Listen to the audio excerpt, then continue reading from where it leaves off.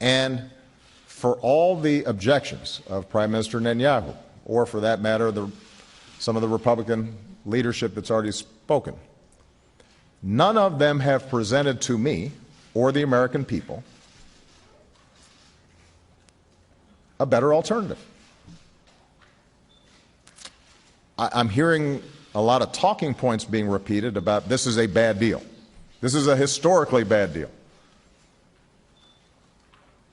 This will threaten Israel and threaten the world and threaten the United States. I mean, there's been a lot of that. What I haven't heard is, what is your preferred alternative?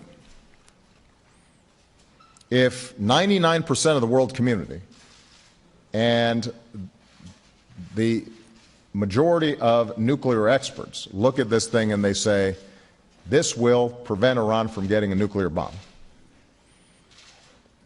and you are arguing either that it does not, or that even if it does, it's temporary, or that because they're going to get a windfall of their accounts being unfrozen, that they'll cause more problems, then you should have some alternative to present. And I haven't heard that.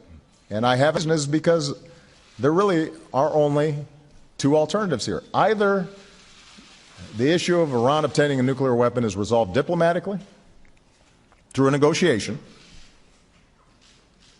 or it's resolved through force, through war. Those are the options. Now, you'll hear some critics say, well, we could have negotiated a better deal. Okay, what does that mean? I think the suggestion among a lot of the critics has been that a better deal, an acceptable deal, would be one in which Iran has no nuclear capacity at all, peaceful or otherwise. The problem with that position is that there is nobody who thinks that Iran would or could ever accept that, and the international community does not take the view that Iran can have a peaceful nuclear program. They agree with us that Iran cannot have a nuclear weapon. And so we don't have diplomatic leverage to eliminate every vestige of a peaceful nuclear program in Iran. What we do have the leverage to do is to make sure they don't have a weapon. That's exactly what we've done.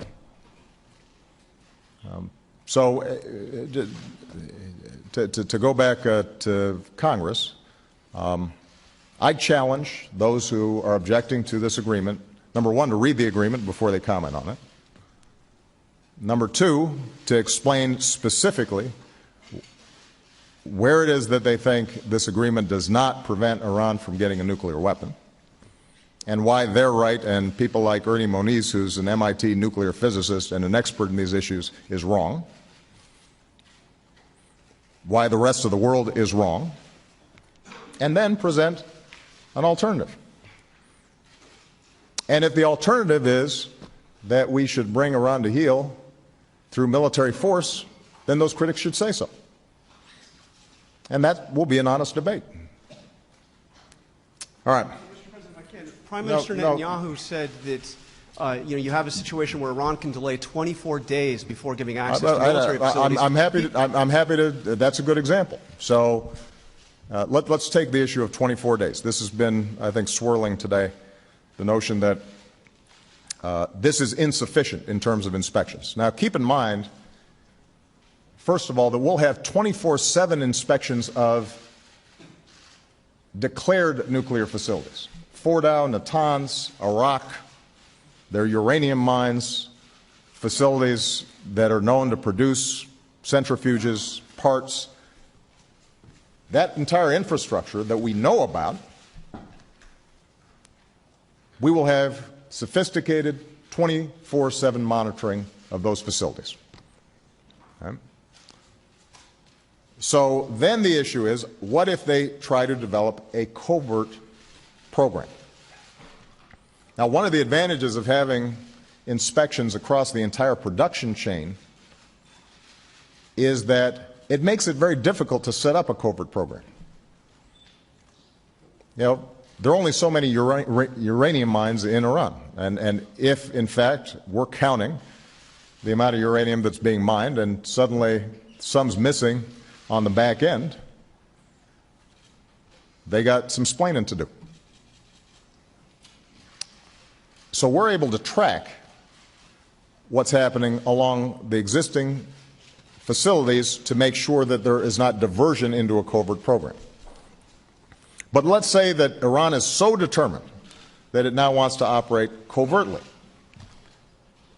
The IAEA, the international organization charged with implementing the Non-Proliferation Treaty and monitoring nuclear activities in countries around the world,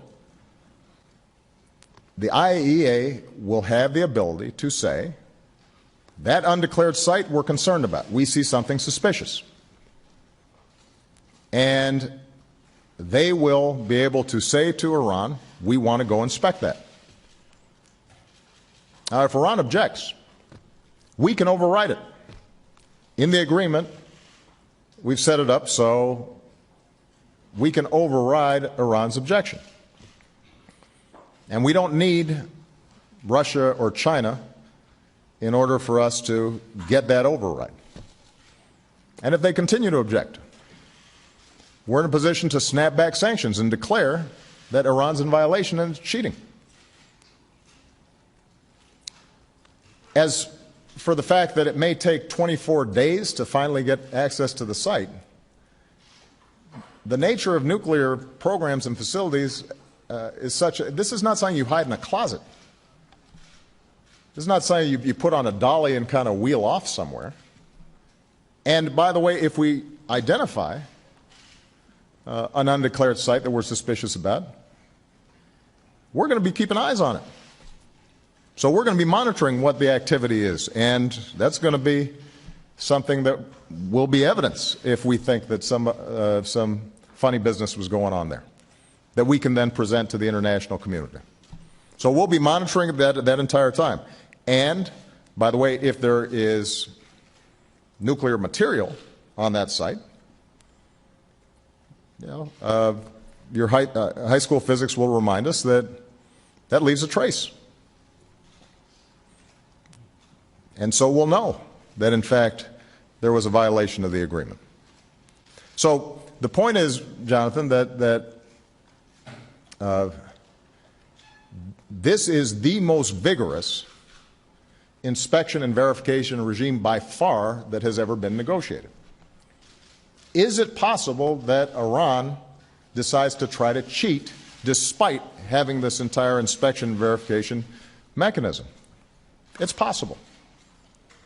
But if it does, first of all, we've built in a one-year breakout time, which gives us a year to respond forcefully. And we've built in a snapback provision so we don't have to go through lengthy negotiations with the UN to put the sanctions right back in place. And so really the only argument you can make against the verification and inspection mechanism that we've put forward is that Iran is so intent on obtaining a nuclear weapon that no inspection regime and no verification mechanism would be sufficient, because they'd find some way to get around it because they're untrustworthy. And if that's your view, then we go back to the choice that you have to make earlier. That means, presumably, that you can't negotiate. And what you're really saying is that you've got to apply military force to guarantee that they don't have a nuclear program. And if somebody wants to make that debate, whether it's the Republican leadership or Prime Minister Netanyahu or the Israeli ambassador or others, they're free to make it, but it's not persuasive. Carol Lee. Thank you, Mr. President. I want to ask you about the arms and ballistic missile embargo. Why did you agree to lift those, even with the 5- and 8-year durations? Right. It's obviously emerging as a sticking point on the Hill. And Are you concerned that arms to Iran will go to Hezbollah or Hamas? And is there anything that you or a future president can do to stop that? And if you don't mind, wanted to see if you could step back